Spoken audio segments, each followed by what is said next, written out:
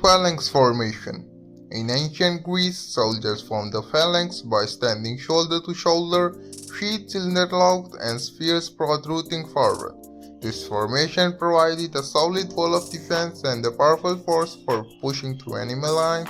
For example, during the Battle of Marathon in 490 BC, the Athenians used the phalanx to repel the invading Persian forces, showcasing its effectiveness in defense and offense.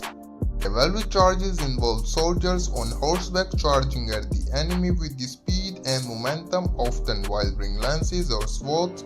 These charges were designed to break through enemy formation or to pursue fleeing opponents. A famous instance was the Battle of Hastings in 1066, where Norman cavalry played a crucial role in defeating the Anglo-Saxon forces, ultimately leading to William the Conqueror's victory. Siege warfare. Siege warfare was employed to capture fortified enemy positions such as castles or cities. It involved surrounding the target, cutting off supply routes, and patiently waiting for defenders to run out of food, water, or morale.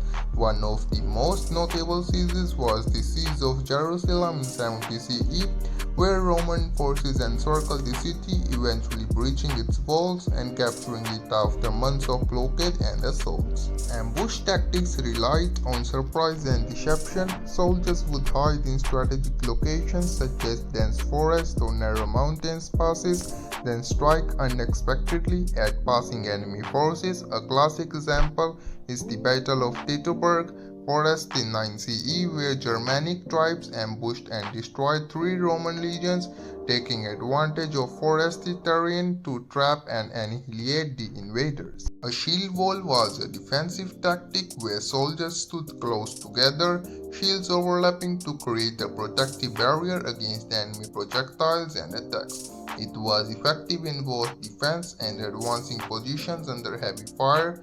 The Battle of Stamford Bridge in 1066 saw the English forces using a shield wall to initially hold off the Viking invaders before ultimately breaking through and defeating them. Line infantry tactics were characterized by soldiers standing in tightly packed rows shoulder to shoulder and firing their muskets in unison. This formation maximized firepower and allowed for disciplined volleys of bullets. During the Battle of Waterloo in 1815, the British infantry used this tactic effectively against Napoleon's forces, delivering devastating volleys that contributed to their victory. Skirmishers were light infantry units deployed ahead of the main army. They used cover and terrain to harass enemy forces, disrupt their formation, and provide intelligence about enemy movements. In the American Revolutionary War, colonial skirmishers used guerrilla tactics to ambush British troops, leveraging their knowledge to the local terrain to great effect. Column formation involved soldiers marching in long dense columns. This formation facilitated rapid movement on the battlefield and was effective for charging enemy lines or navigating difficult terrain. Napoleon frequently used columns to maneuver his troops quickly and launch concentrated attacks, as seen in the Battle of Austerlitz in 1805. Volley Fire tactics coordinated the firing of muskets or rifles in waves, creating a continuous barrage of bullets towards the enemy. These tactics aimed to suppress enemy positions and inflict casualties.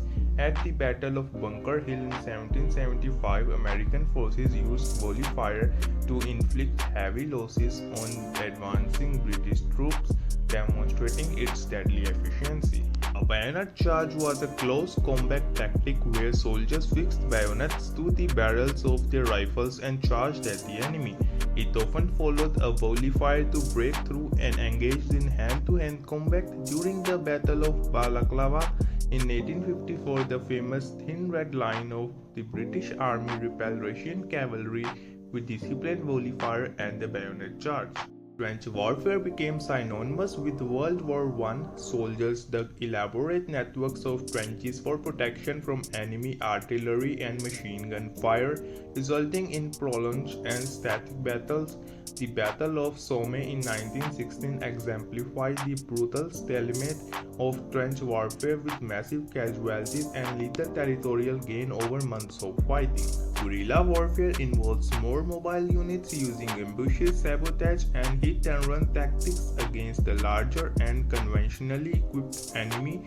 It is designed to exploit weaknesses and avoid direct confrontation. During the Vietnam War, Viet Congress forces used guerrilla tactics to great effect against the technological superior US military, blending into the civilian population and striking unexpectedly. Artillery barrages involves the massed firing of artillery cannons to soften army defenses before an infantry assault.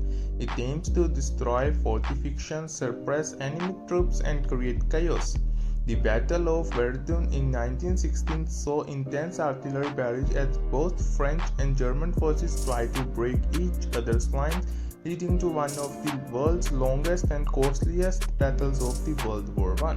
Cyber warfare involves attacks on digital networks and infrastructure to disrupt communication, sabotage systems, steal information, or undermine enemies' capabilities in the virtual realm. Drone warfare utilizes unmanned aerial vehicles (UAVs) for reconnaissance, surveillance, and precision strikes against enemy targets. Drones offer strategic advantage by reducing risk to human pilots. The use of drones in the war on terror, particularly for target strikes against high-value targets in remote areas, has highlighted their growing importance in modern conflict. To wrap on war tactics, if you found this as epic as we did, drop your thoughts in the comments. Catch you in the next one.